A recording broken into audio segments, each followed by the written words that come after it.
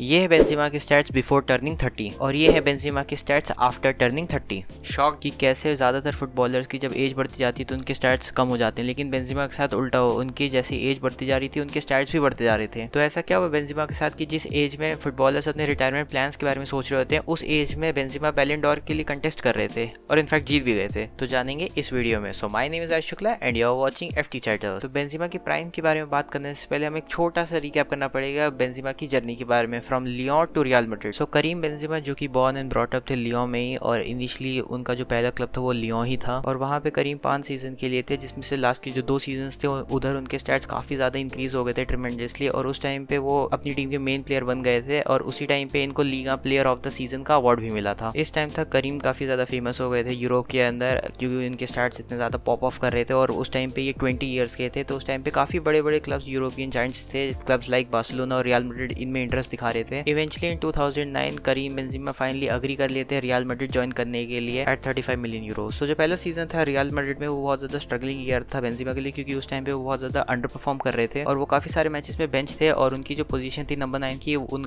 Real Madrid का जो main player था उस टाइम पे वो थे गोंजालो हिगुएन, जिनके आप स्टार्ट देख सकते हैं, जो कि फार मोर बेटर थे अगर हम कंपेयर करें बेंजेमा से। और उस टाइम पे जो इनके मैनेजर थे जो कि जोसे मोरिनियो थे, उन्होंने भी काफी ज्यादा क्रिटिसाइज किया था बेंजेमा को, क्योंकि वो हार्ड वर्किंग नहीं थे और ट्रेनिंग में लेट आते थे। बट पॉजिटिव साइन ये था कि बेंजेमा ने ये सारे क्रिटिसिज्म लिए और अगले सीजन के लिए और भी ज्यादा हार्ड वर्क करना चालू किया, और अगले सीजन की जो स्टैट्स है वो आप अपनी स्क्रीन पे देख सकते हैं कि उनका जो हार्ड वर्क था वो सब रिफ्लेक्ट करने लग गया। और इस सीजन के बाद करीम बेंजेमा बन चुके थे रियल मैड्रिड के परमानेंट नंबर 9, जो कि 2023 तक थे। लेकिन जो मेन राइज आया था बेंजेमा के करियर में वो आया था आफ्टर सीजन 17-18। लेकिन ऐसा क्या हुआ कि एक सीजन के अंदर इतना ड्रास्टिक चेंज आ गया? तो रीजन था ये, क्योंकि before living real Madrid Ronaldo was the main man in Real Madrid, ये हम सबको पता है। तो जिसकी वजह से बेंजेमा को काफी ज्यादा सैक्रिफाइसेस करने पड़े ऑन द पिच। कहने का मतलब ये है कि जब रोनाल्डो रियल मैड्रिड में खेलते थे एज अ विंगर, तो during the match Ronaldo wing से रन निकाल के या फिर ड्रिफ्ट करके सेंटर में आ जाते थे, जो कि बेंजेमा की पोजीशन थी। तो जो पोजीशन रोनाल्डो लेफ्ट कर देते थे बेंजेमा जाके उसको फिल करते थे, एंड यू कैन से कि बेंजेमा समवेयर नंबर 10 की पोजीशन खेलने लग गए थे। Also Ronaldo has never been good with the press, तो किसी ना किसी को कॉम्पनसेट करना होता था, और हमेशा बेंजेमा होते थे जो कॉम्पनसेट करते थे। और ये था बेंजेमा का role in Real Madrid till 2017-18, और ये बहुत ही सेल्फलेस गेम प्ले था जो बेंजेमा को अडेप्ट करना पड़ा फॉर द टीम। लेकिन आफ्टर रोनाल्डोज डिपार्चर सारी चीजें बेंजेमा के लिए चेंज हो गई थी, क्योंकि ये थे बेंजेमा के स्टैट्स बिफोर रोनाल्डो लीविंग, जो कि काफी एवरेज दिख रहे हैं सबको, लेकिन